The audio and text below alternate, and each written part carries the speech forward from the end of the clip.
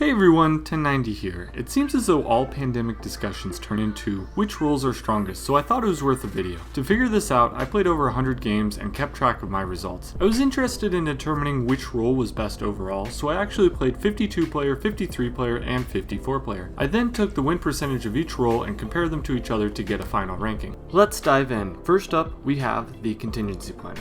This may come with a bit of controversy, but I did find that the contingency planner was the worst rule. This is kind of interesting because I found in the On the Brink expansion this is actually one of the best rules. However, in the base game with less powerful event cards, this rule is consistently not great. In general, I found that in the base game, the rules are very strong and the event cards are weak, and in the expansions, the event cards are strong and the rules are weak. On top of this, in the expansion, there are 2 event cards per player that are randomly chosen, so this could mean as many as 8 event cards in a 4-player game compared to the regular 5 event cards in the base game. This lended itself to the contingency planner just not really being a very strong rule in the base game.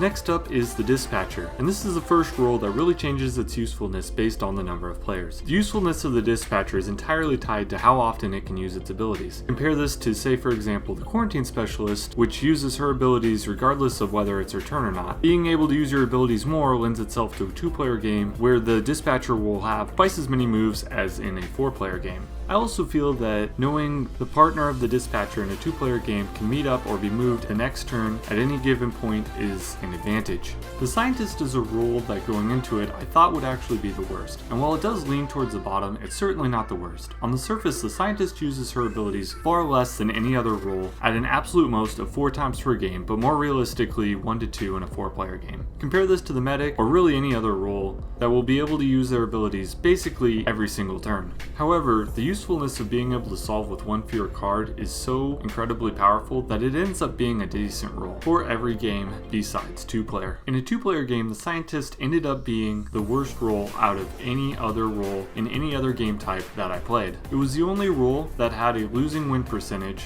In a 2-player game, you're most likely to lose by being overwhelmed, not by struggling to solve diseases. In a 2-player game, with all of the cards flowing through 2 people rather than 3 or 4, it's much easier to get combinations to solve diseases. This, combined with the lack of damage control abilities from the scientist, makes the scientist not only not ideal for a 2-player game, but actually the worst. The operations expert came in squarely in the middle. It obviously changes the play of whatever game it's in. Its unique ability to shrink the world by littering it with research facilities leads to some interesting strategies. It can be convenient for both damage control or solving diseases. However, despite the flexibility of both, it's not elite in either, so it ends up being more of a middle-of-the-pack role. Since it's a role whose ability can be useful to other players not during their turns, it does tend to be more useful for the game types that have more players. I'm usually not crazy about building more than 1 or 2 extra research facilities, so it's nice to have this role in the game just to have the extra research facilities.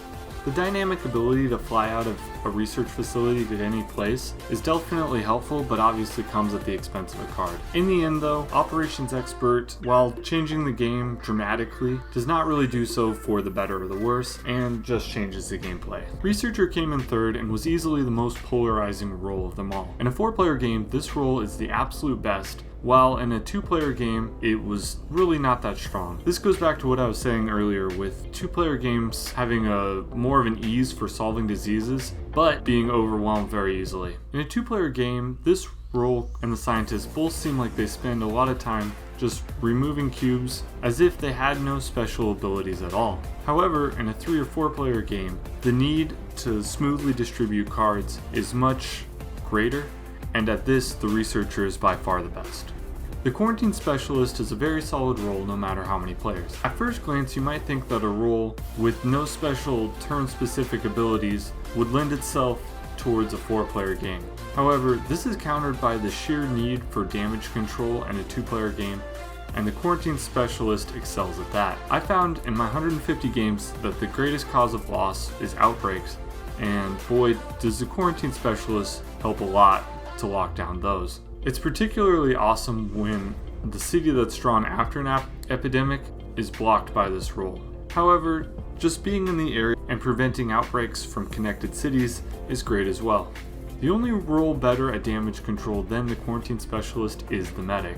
Its ability to quickly clear cubes from the board is phenomenal. Even if it didn't have its special ability after a disease is cured, it would still probably be in the upper half of roles in the game. Letting already cured diseases melt away without using a single action other than movement is probably overpowered, but in a game where it feels like everything is geared against you, this ability is very welcomed.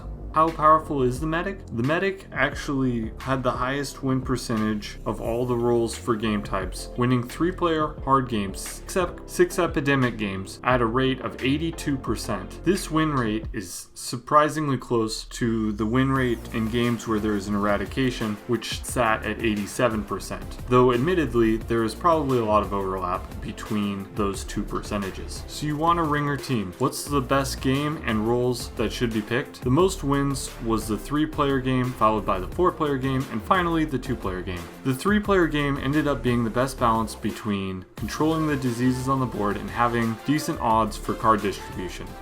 In a 3-player game, the best roles are Medic, Quarantine Specialist, and Researcher. You'll have a good ratio of the 2 best damage control roles, along with one role that will smooth out the disease curing. In a 4-player game, a Researcher is the most helpful, followed by my 2 favorite damage control roles, and after you have those 3 roles, it really won't matter who's in the 4th role, but Scientist did win that one out. In a 2-player game, having a damage control role is absolutely critical, so the Medic or Dispatcher would be great at that. The Medic won out, and interestingly enough, the Dispatcher was the second best role, so the Medic and the Dispatcher would be the best and probably also the most fun gameplay. Thanks for watching, and good luck out there in your disease-infested world.